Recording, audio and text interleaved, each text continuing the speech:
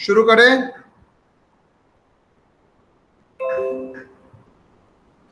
कल आप लोगों को याद है मैंने बोला था कुछ कुछ रिपोर्ट एडिशनल रिपोर्ट करना पड़ता है, मतलब जनरल नहीं, सबको नहीं करना पड़ता है।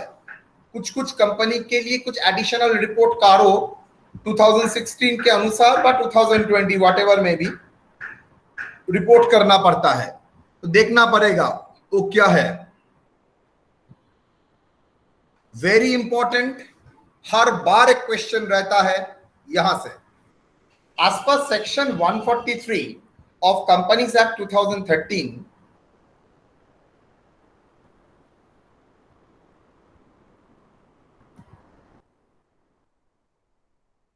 Section 143(11) of the Companies Act 2013 has given the power to the central government to issue the order in consultation with the NAFRA to include additional matter to be reported in the auditor report.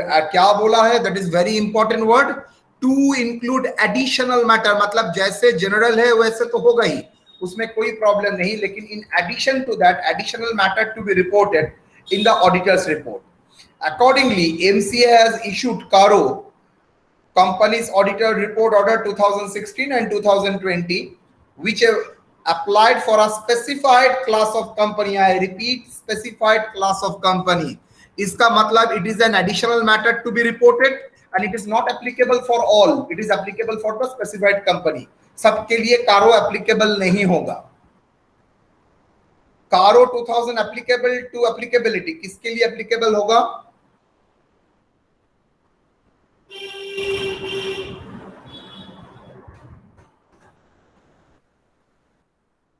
CARO 2016 applies to all companies, सब company के लिए applicable होगा, exception by exemption जो बोले।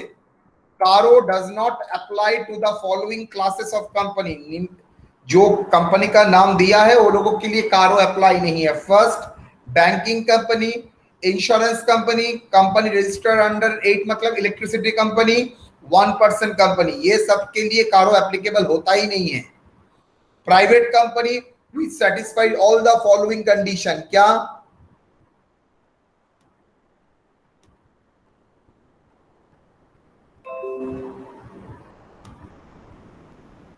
should not have a subsidiary or holding company of a public company, मतलब कोई holding and public company का subsidiary नहीं होगा वो private company.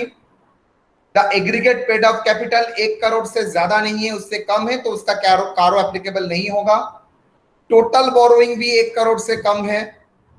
Total revenue as per schedule 3 of companies act 2013 less than 10 crore, मतलब total income जो revenue जो होगा, total revenue includes other income, सब मिला के 10 करोड़ से कम होगा, तभी उस प्राइवेट कंपनी, इसका मतलब ऑल पब्लिक कंपनी के लिए एप्लीकेबल। यस, वो बैंकिंग नहीं होना चाहिए, इंश्योरेंस नहीं होना चाहिए, इलेक्ट्रिसिटी नहीं होना चाहिए, 1% कंपनी नहीं होना चाहिए, बाकी वो ऑल प्राइवेट कंपनी के लिए एप्लीकेबल है, लेकिन कुछ कुछ छोटा प्राइवेट कंपनी के लिए एप्लीकेबल नहीं है, जैसे ऐसा पब्लिक का प्राइवेट कंपनी जो कि ना सब्सिडियरी ना होल्डिंग कुछ नहीं है।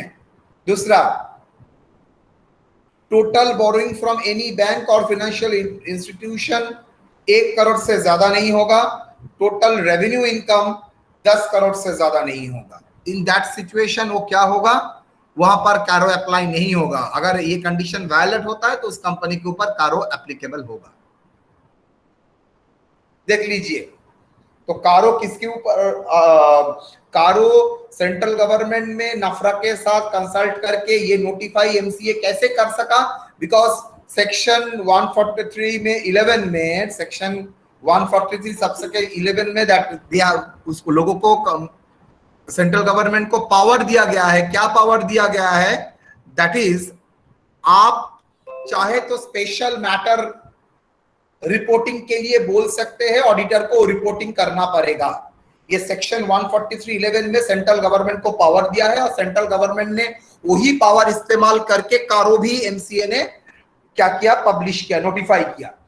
कारो क्या सब कंपनी के लिए लगता है, बोल रहा है मोर और लेस सब कंपनी के लिए लगेगा, लेकिन प्राइवेट कंपनी जो 4 कैटेगरी बोल दिया है उसमें नहीं लगेगा। इलेक्ट्रिसिटी कंपनी रजिस्टर्ड होता है 8 में नहीं होगा, ना एनजीओ उसमें नहीं होगा, और बैंकिंग इंश्योरेंस कंपनी के लिए कारो अप्लाई नहीं होगा।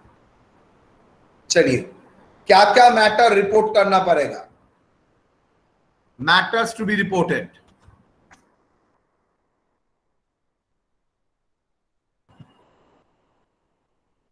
फिक्स्ड एसेट, इन्वेंट्रीज, इसके मैटर के ऊपर ऑडिटर को रिपोर्ट करना पड़ेगा।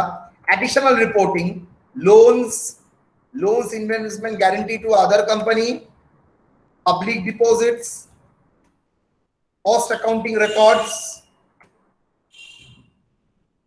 Statutory dues, repayment of loans regularly, utilization of money raised, fraud, managerial remuneration, related party transaction, मतलब ये सब के ऊपर ऑडिटर को टिप्पणी करना पड़ेगा। Preferential allotment, non cash transaction of with a specified person, registration under RBI. चलो एक एक करके आते हैं। मैटर टू बी रिपोर्टेड में फर्स्ट में आता है फिक्स्ड एसेट। फिक्स्ड एसेट के बारे में कारो ने ऑडिटर को क्या रिपोर्ट करना पड़ेगा, whether the company is maintaining fixed asset register. कारो अनुसार कंपनी को फिक्स्ड एसेट रजिस्टर मेंटेन करना पड़ेगा, तो आपको देखना पड़ेगा क्या फिक्स्ड एसेट रजिस्टर आपने मेंटेन किया है, यस और नो।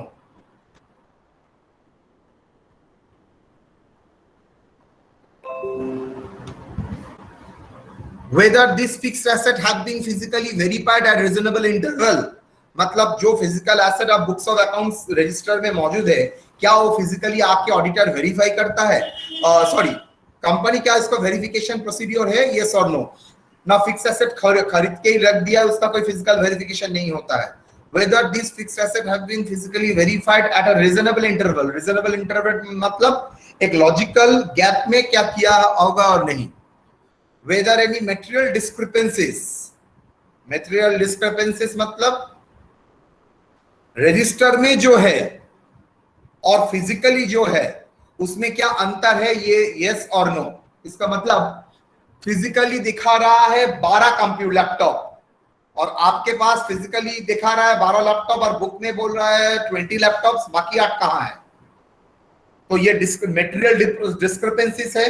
अगर मटेरियल डिस्क्रिपेंसीज आइडेंटिफाई हुआ है are recorded in the accounts और not, whether the title deed of immovable property are held in the name of the company. क्या इमूवेबल प्रॉपर्टी का जो टाइटल डीड होता है, इमूवेबल प्रॉपर्टी जो प्रॉपर्टी मूव नहीं कर सकता है, ऐसा example sir any kind of land, building, ये सब इमूवेबल प्रॉपर्टी है, ये क्या कंपनी के नाम पे ही है ना डायरेक्टर का नाम पे करके बैठे हो। So whether the title deed of a immovable property are held in the name of the company, yes or no। तो चलिए फिक्स्ड एसेट के ऊपर 4 पॉइंट क्या क्या। फर्स्ट, आप fixed asset maintain register maintain करते हैं। दूसरा, ऑर्गेनाइजेशन क्या फिजिकली वेरीफाई करता है रेगुलर इंटरवल। थर्ड, अगर कोई डिस्क्रिपेंसी फाउंड आउट हुआ है, मटेरियल है, उसका बुक्स ऑफ अकाउंट्स पे तुरंत रिकॉर्ड हुआ है और नहीं। एंड फोर्थ, अगर इमूवेबल प्रॉपर्टीज जो है, जो लैंड बिल्डिंग है, वो क्या कंपनी के नाम पे ही रजिस्टर्ड है और ना दूसरे के नाम पे रजिस्टर्ड है, वो चेक करना पड़ेगा। क्लियर और not? Yes sir. Inventories, whether physical verification of inventories has conducted at a regular reasonable interval, मतलब फिजिकल इन्वेंटरी तो रिकॉर्ड करना ही पड़ेगा स्टोर लेजर, तो उस स्टोर लेजर के में जो इन्वेंटरी रिकॉर्ड होगा, क्या वो इन्वेंटरी को रेगुलर फिजिकली वेरिफिकेशन किया जाएगा, यस और नो। किया जाएगा नहीं। क्या ऑर्गेनाइजेशन रेगुलर वेरिफिकेशन करता है, यस और नो। अगर मटेरियल डिस्क्रिपेंसीज है, स्टॉक शॉर्टेज अगर कुछ और गेन ऐसा कुछ मिलता है, are recorded in the books of accounts और नॉट, ये ऑडिटर को देखना पड़ेगा। करता है कंपनी, ऑडिटर आके चेक करेगा।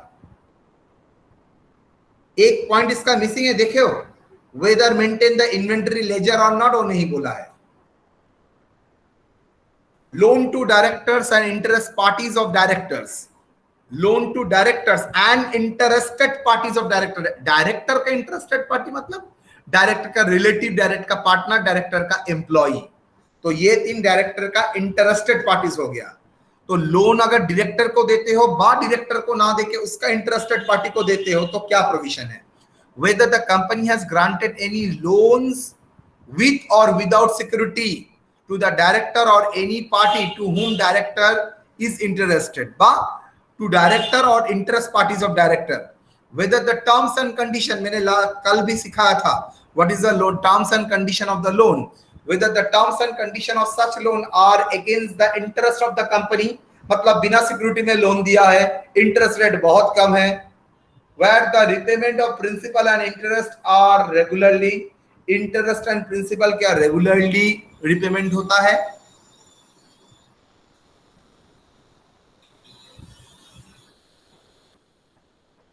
देख लो, whether the company has granted any loan with or without security to the director or any party, whether the terms and condition of such loan are not against the interest of the company, where the repayment of principal and interest are regular. Next, loan, investment, guarantee and security to other company। यहाँ पर था loan और दे रहा है director और interest parties of director. ये कहां पर दे रहा है? लोन, इन्वेस्टमेंट, गारंटी, सिक्योरिटी दूसरा कंपनी को, मतलब एक कंपनी दूसरे कंपनी को दे रहा है। Whether the provision of under section 213, under section 185 and 186, 185 बोल रहा है किसको लोन दे रहे हो, 186 बोल रहा है how much loan you are given have been satisfied or not। तो ये देखना पड़ेगा आपको, मतलब देख के ऑडिटर को रिपोर्ट करना पड़ेगा।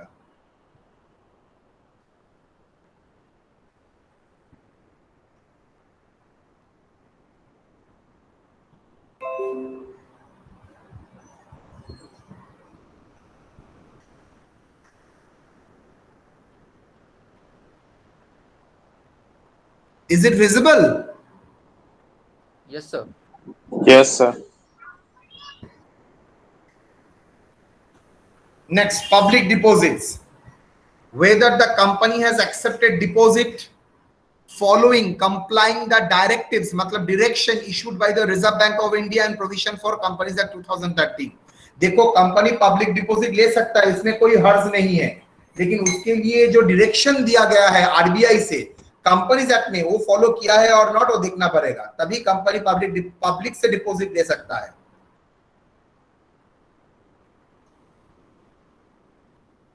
Cost accounting record, whether the maintenance of cost record has been satisfied by the, whether the maintenance cost record has been specified by the central government,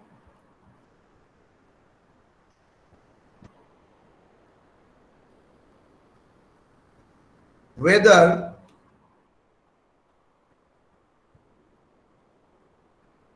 company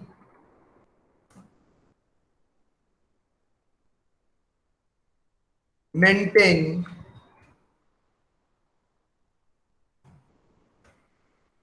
cost record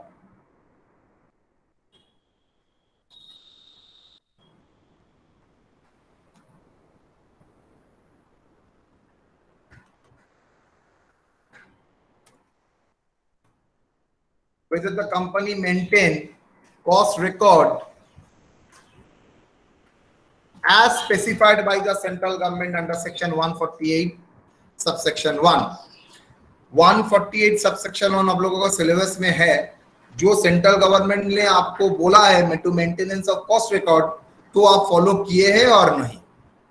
next, statutory dues, provident fund, employ state insurance, income tax, GST, other statutory dues, मतलब law में जो payment करना है।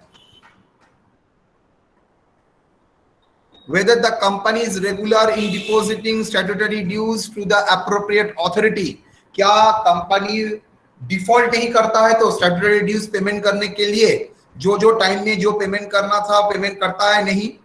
whether the amount of outstanding statutory dues for more than 6 months have been indicated. क्या statutory dues regular follow करता है, yes और no? अगर फॉलो करता है तो क्या रेगुलर रिकॉर्डिंग उसका होता है? अगर नहीं करता है तो 6 महीने से ऊपर आउटस्टैंडिंग है तो उसको इंडिकेट करना पड़ेगा.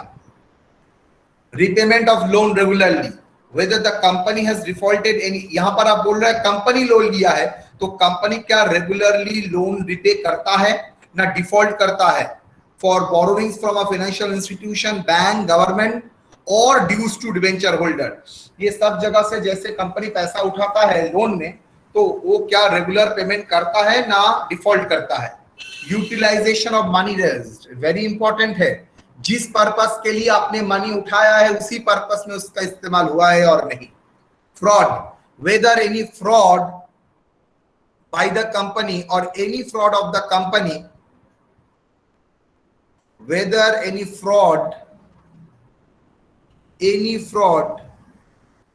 by the company or any fraud on the company by its officer or employee has been noticed or reported during the year. इसका मतलब क्या है समझाओ? फ्रॉड का मतलब यहां पर क्या है समझाओ? देखता हूं क्या करके क्या समझ में आता है. ओके, बोझाओ बेटा.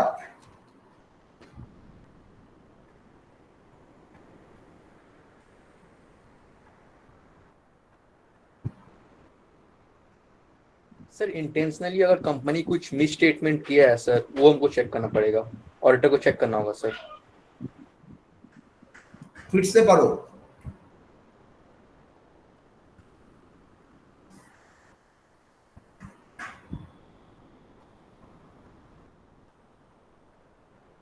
सर कंपनी जैसे कुछ फ्रॉड किया या कंपनी के ऊपर कोई फ्रॉड किया है वो. Very good.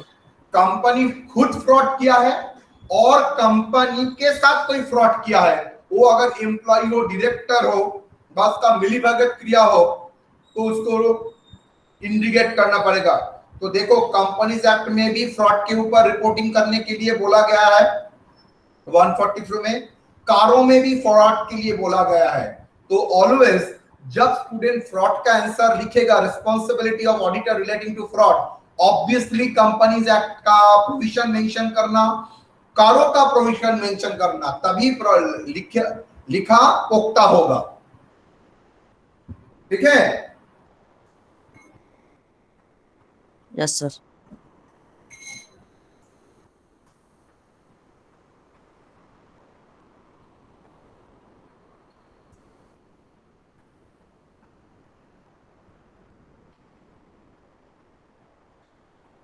वो मैं पढ़ाऊंगा.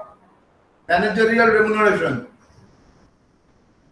1% एंड 5% से ज्यादा मैनेजरियल रेम्यूनरेशन नहीं दे सकता है कंपनी. अगर मैनेजर लोगों का रेम्यूनरेशन इससे ज्यादा हो जाएगा तो प्रॉब्लम हो सकता है. तो एक मैक्सिमम सीलिंग देके रखा है, तो वो सीलिंग कंपनीज एक्ट में जो बोला है हुआ है, as per that provision payment हुआ है और नॉट, वो ऑडिटर को चेक करना पड़ेगा. मैनेजरियल रेम्यूनरेशन सर 1% 5% क्या चीज का? प्रॉफिट का.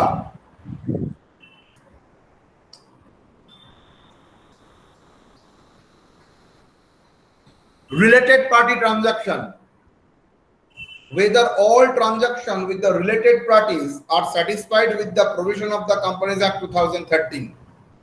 क्या जितना रिलेटेड पार्टी ट्रांजैक्शन हुआ है, क्या कंपनीज एक्ट का जो प्रोविजन है उस रिलेटेड वो फॉलो किया गया है नहीं? whether the related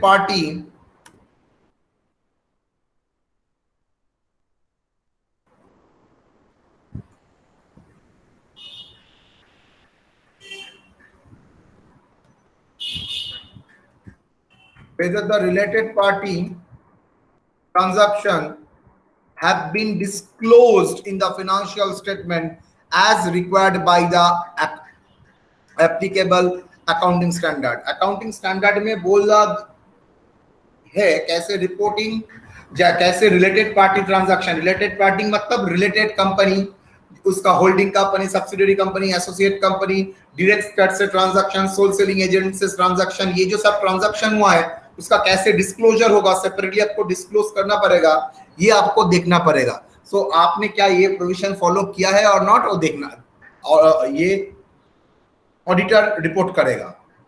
preferential allotment, preferential allotment क्या है? प्रेफरेंशियल अलॉटमेंट और प्राइवेट प्लेसमेंट, कंपनी चाहे तो प्रेफरेंशियल अलॉटमेंट और प्राइवेट प्लेसमेंट करता है, मतलब अपने मर्जी से किसी शेयर होल्डर, किसी को शेयर दे सकता है। ये कंपनी के पास अथॉरिटी है, एक परसेंटेज, उससे बाहर नहीं जा सकता है। whether the company has made a preferential allotment or private placement of shares following the provision of Companies Act 2013 and its proper utilization.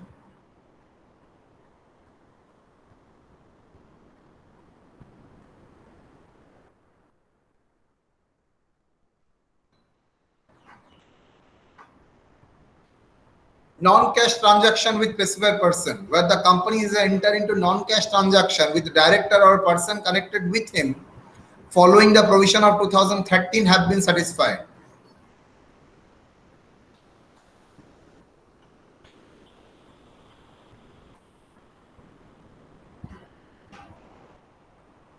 Whether the company has entered into a non-cash transaction, मतलब cash में transaction नहीं, non-cash transaction with the directors or a person connected with him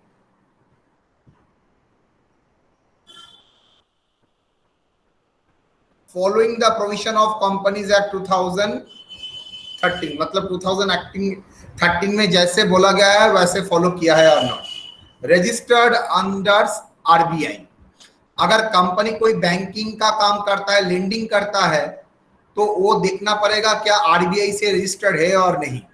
whether the company has taken registered as a non-banking financial company NFBC from RBI under section 45(1)(a), that is non-banking financial companies, वो bank नहीं है लेकिन तब भी पैसा का लेन then करता है। No company can carry on the business of non-banking financial company without obtaining certificate of registration from RBI, मतलब NBFC non banking financial corporation के में उसमें रजिस्टर करना पड़ेगा अगर कोई बैंक कंपनी NBFC में काम करना चाहता है तो।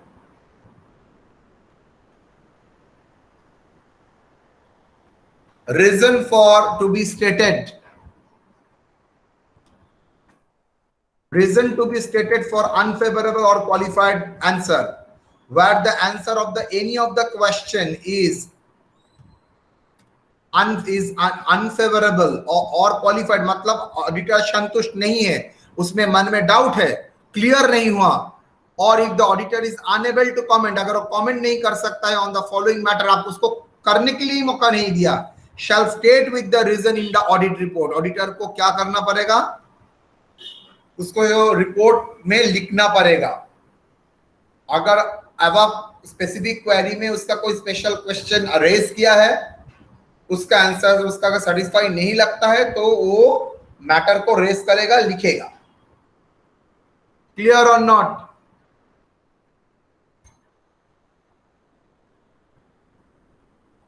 तो ऑलवेज अ इंपॉर्टेंट क्वेश्चन, कारो रिलेटेड किसी का कोई प्रॉब्लम? कारो related sir non cash transaction example कुछ होगा? 100% क्यों नहीं होगा, मैंने उस दिन ही बोला था, पंकज बोल रहा था, एक प्लांट एंड मशीनरी खरीदे हो विदाउट कैश, बोलो शेयर दे दोगे,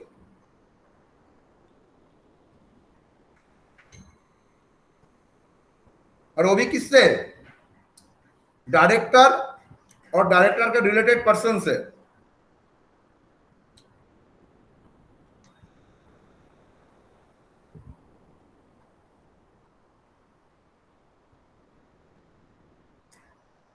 ये 15 पॉइंट्स आपको याद रखना ही पड़ेगा।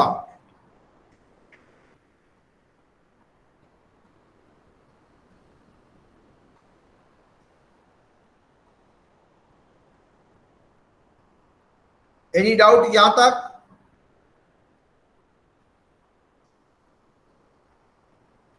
किसी का यहां तक कोई डाउट?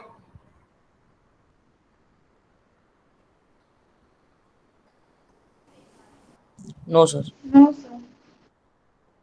चलो जी,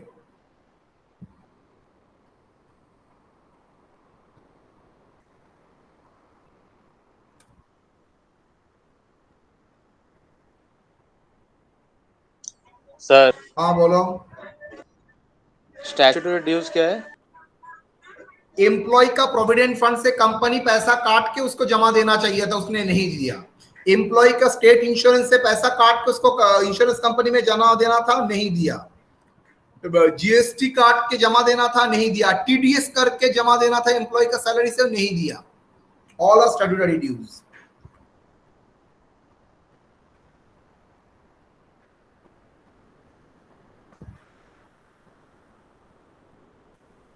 done?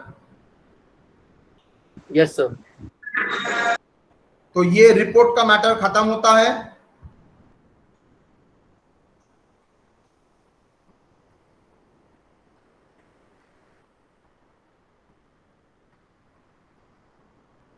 Next, liability under civil law.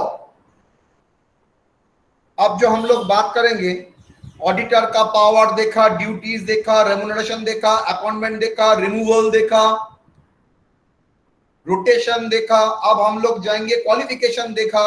अब हम लोग जाएंगे what is the liability of the auditor. Auditor का लायबिलिटी क्या है?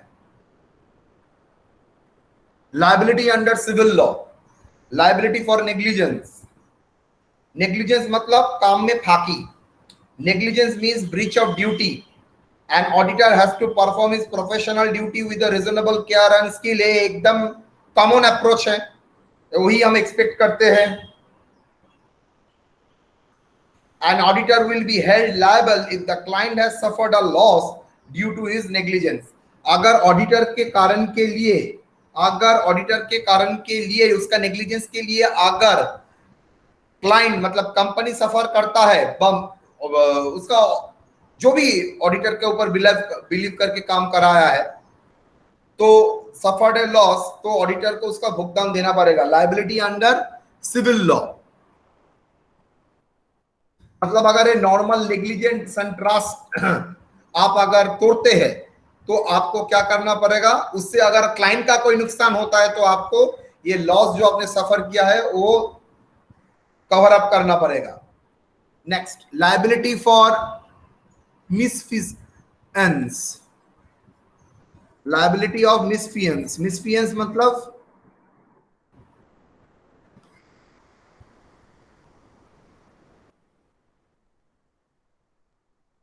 misfeasance, that is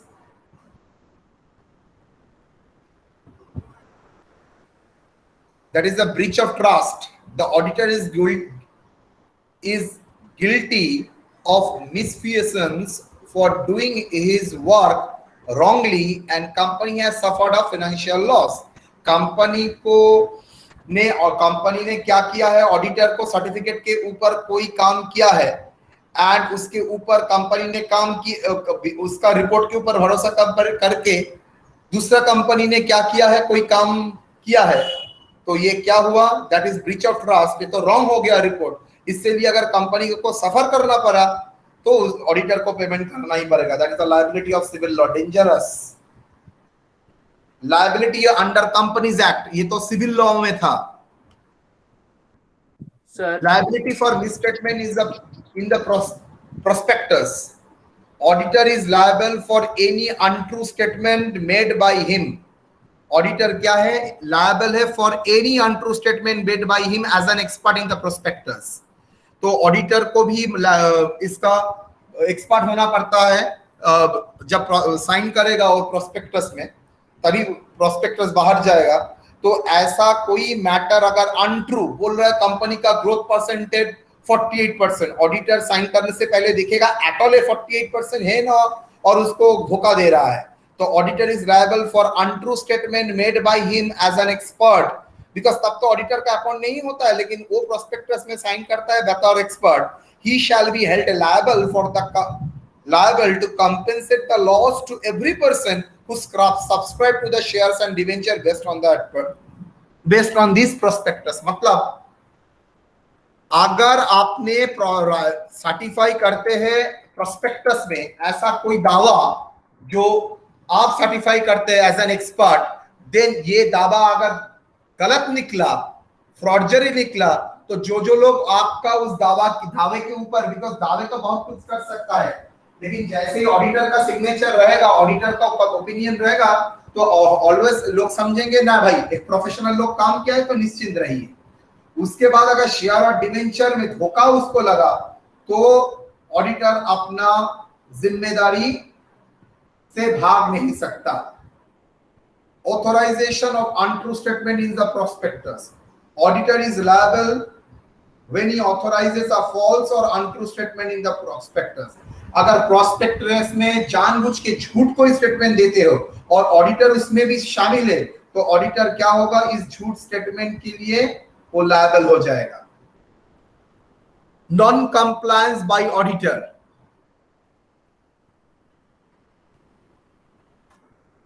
Auditor is held liable for non-compliance of provision of Companies Act 2013 regarding appointment, report, signing of the audit report. मतलब अगर companies act में signing, appointment, qualification, इसमें जो provision बोला गया है, ऑडिटर अगर फुलफिल नहीं करता है तो he shall be punishable with the imprisonment for up to 1 year with a fine.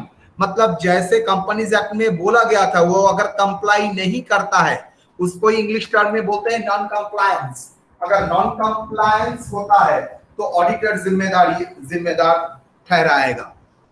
Failure to assist investigation, हम लोगों ने बताया था इन्वेस्टिगेशन के बारे में फर्स्ट चैप्टर में, सेकंड क्लास में। इन्वेस्टिगेशन में ऑडिटर अगर असिस्टेंस नहीं देते, बिकॉज ऑडिटर का जिम्मेदारी है कंपनी ऑडिटर का, वो गवर्नमेंट अगर कोई इन्वेस्टिगेशन करता है तो उसमें असिस्ट करे।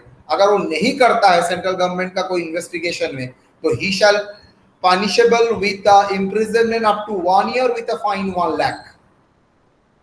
फाइन का अमाउंट ना मन के रखो तब भी चलेगा, सिर्फ याद करके रखना, लिखना मत। Failure to assist prosecution of guilty officer, अगर कोई कंपनी का ऑफिसर के खिलाफ प्रोसिक्यूशन चल रहा है, वहां पर ऑडिटर अगर असिस्ट नहीं करता है, if he held liable if he fails to assist central government for prosecuting against the guilty of officer basis on the report of investigation officer। मतलब इन्वेस्टिगेशन ऑफिसर जो रिपोर्ट देता है किसी के खिलाफ, तो उसमें अगर आप सहायता नहीं करते हैं तो आप लायबल होंगे। Failure to return books of entry and paper, मैंने आप लोगों को कल लियन बताया था, अगर of return property of books of paper अगर रिटर्न नहीं देता है तो ऑडिटर लायबल होगा। लेकिन क्या, अगर ऑडिटर अपना लियन प्रयोग करता है तो auditor will not held be liable. पेनल्टिफिकेशन of falsification of books, an auditor when destroy, mutilated, alter or falsified or secrets any books of accounts or document belonging to the company, अगर auditor खुद destroy करता है, छेड़खानी करता है, change करता है, फॉल्सिफाई करता है, गलत करता है और सीक्रेट कोई छुपाता है, any books of accounts or document belonging to company, he shall be punishable with the imprisonment and liable to a fine। Penalty for deliberate act of omission or commission, the auditor is held liable if the auditor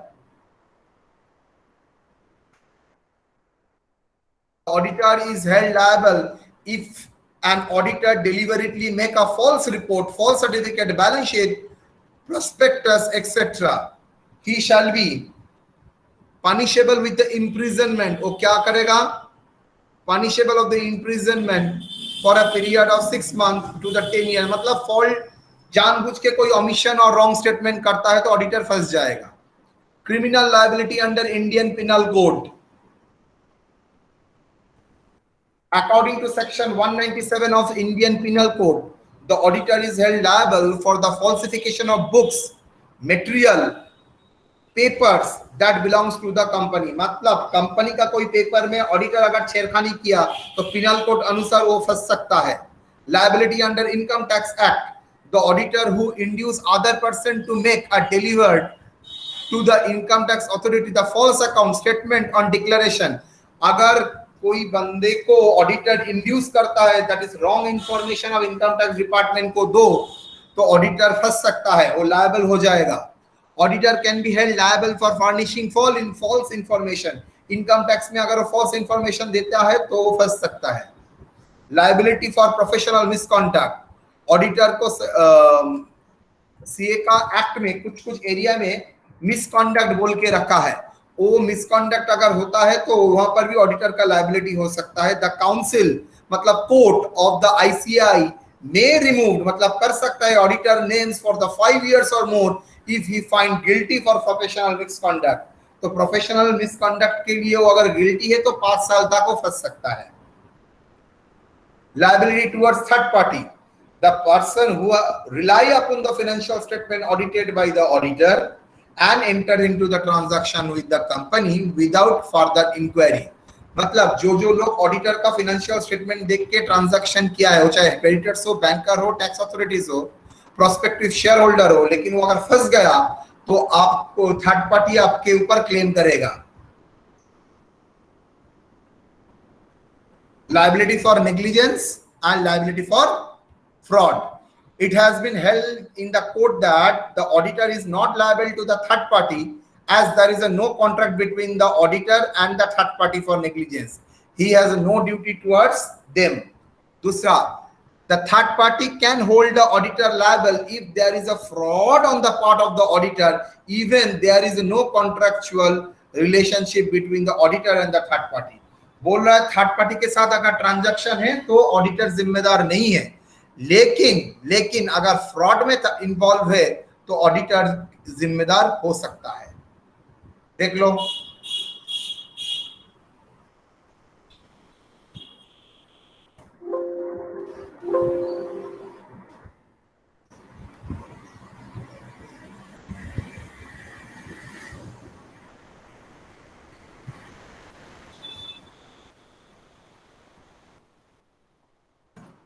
बोलिए, यहां तक कोई doubt?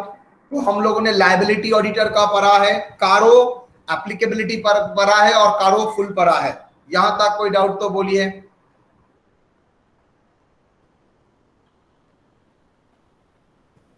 यहां तक कोई doubt?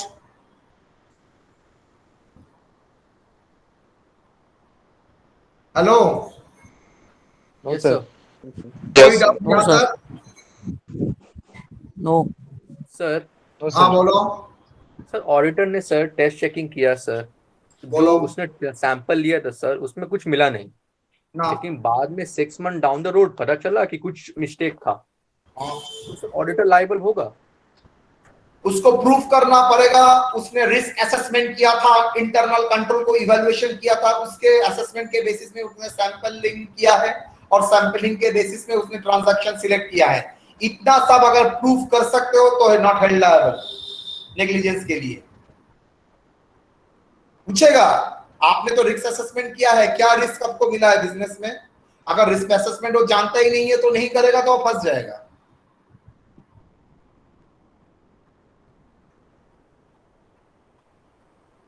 Yes sir.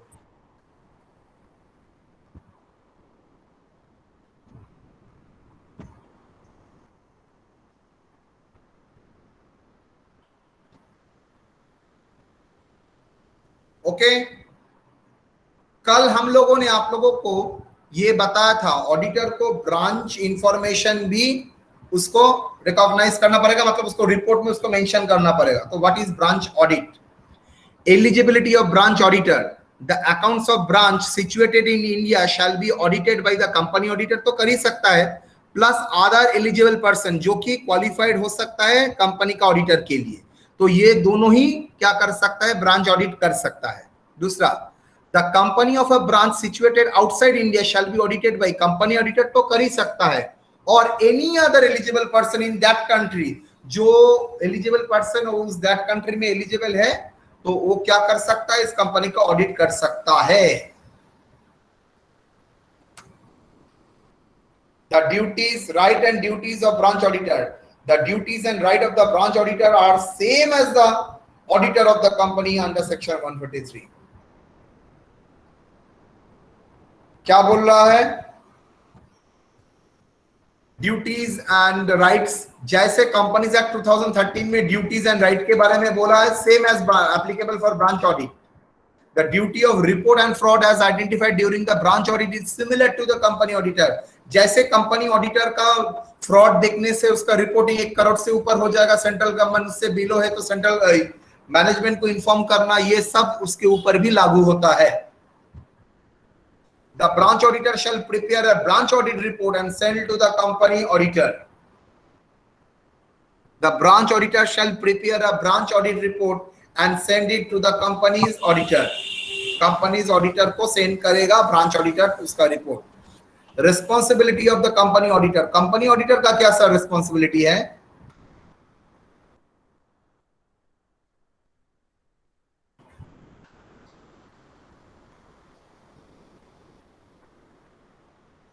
Responsibility of company auditor. The company auditor shall use the report of the branch auditor while preparing the final audit report of the company. वो मैंने आप लोगों को पहले ही बता के रखा था. So that is the concept of the branch audit.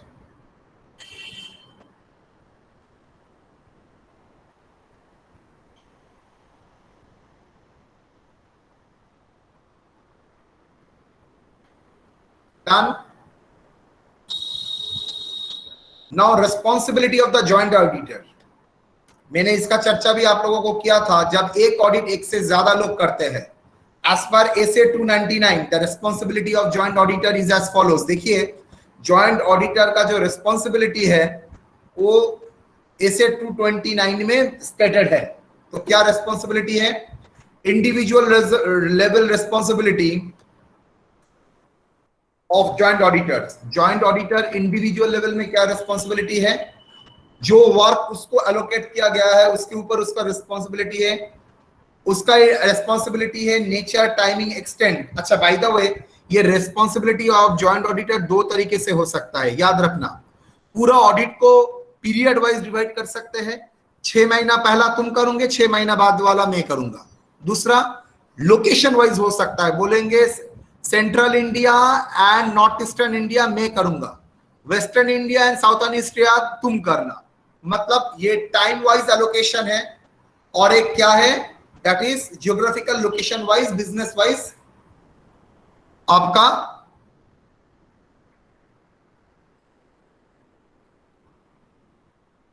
Allocation हो सकता है. तो हर काम जो उसके ऊपर एलोकेट किया जाएगा उसका नेचर, टाइमिंग, एक्सटेंट के लिए वो जिम्मेदार होगा. For work allocated to him for keeping appropriate documentation, मतलब उस काम के लिए उसको एप्रोप्रिएट डॉक्यूमेंटेशन रखना पड़ेगा. For drafting is audit plan, मतलब उसका प्रोपोर्शन के लिए ऑडिट प्लान वो खुद करेगा. मतलब इंडिविजुअल ऑडिटर का ये काम रहेगा. इंडिविजुअल मतलब 2 ऑडिटर का इंडिविजुअली ये काम रहेगा. खुद का रिपोर्ट खुद बनाएगा, खुद का ड्राफ्टिंग खुद करेगा, खुद का डॉक्यूमेंटेशन खुद करेगा, नेचर, टाइमिंग, एक्सटेंट खुद करेगा. Joint and several responsibility of joint auditor. Joint auditor का एक साथ रिस्पॉन्सिबिलिटी क्या है? For work not allocated. हो ही सकता है लास्ट में कुछ वर्क एलोकेटेड नहीं किया जाता है, तो वो जो वर्क अनएलोकेटेड है उसके लिए दोनों ही जिम्मेदार है. तो दोनों जो अनएलोकेटेड वर्क है उसका नेचर, टाइमिंग और एक्सटेंट ऑफ अनएलोकेटेड वर्क वो भी जिम्मेदार है joint auditor. Joint auditor individual नहीं था. Preparation of audit report, report कोई इंडिविजुअली नहीं कर सकता है, उसको 2 ही एक साथ मिलकर दोनों साइन के साथ ही आना चाहिए. Preparation of audit report following the statutory requirement and standard of auditing. क्या करेगा? रिपोर्ट प्रिपेयर करेगा as per statutory requirement and standard of auditing. The final audit report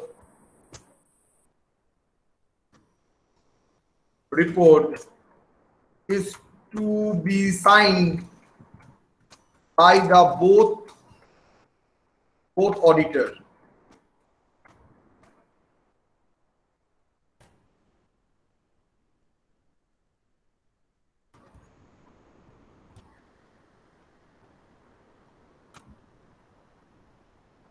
बनाने का है Both by the auditors, by the joint auditors. Okay.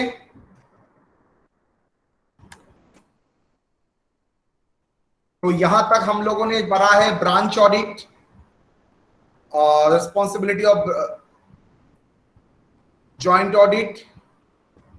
अच्छा, joint audit का एक part छूट गया था। Under the joint audit, audit work of the large company is conducted by more than one auditor. When an audit of a large organization is conducted by more than one auditor is known as joint audit. Such apportionment is done due to the volume of work in a large organization. The joint auditor should distribute, मतलब allocate the audit work among themselves based on the period, based on geographical location, based on the functional area. बोल सकता है आप एक काम कीजिए, auditor ए सब production unit को देखेगा, ऑडिटर बी सब सेलिंग डिवीजन को देखेगा, ऑडिटर सी सब कॉर्पोरेट ऑफिस को देखेगा। There are two factors based on which joint audit of a financial statement can be conducted for the company.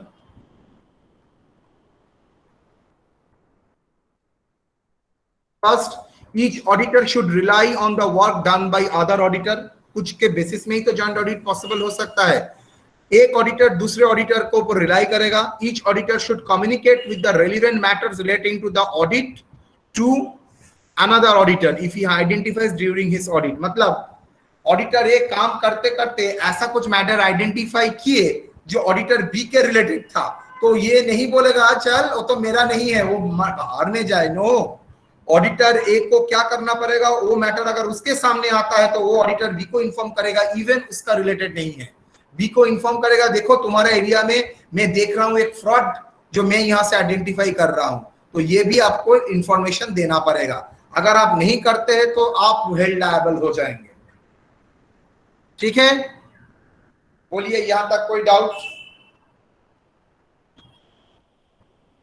Sir joint में सर कितना, 2 या 2 से ज्यादा हो सकता है? 2 से ज्यादा भी हो सकता है। मैंने समझाने के लिए 2 एग्जांपल लिया है, 3 भी हो सकता है। मैक्सिमम 3 मैंने देखा है, 4 नहीं देखा है।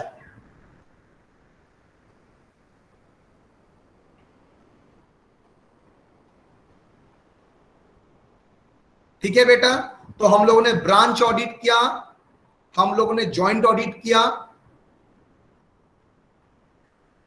हम लोगों ने ऑडिटर का लायबिलिटी किया, हम लोगों को कारोबार रिपोर्टिंग भी किया। एक चीज मैं दिखाने की कोशिश करूंगा जो मेरा नेक्स्ट क्लास, कल का क्लास के लिए लगेगा।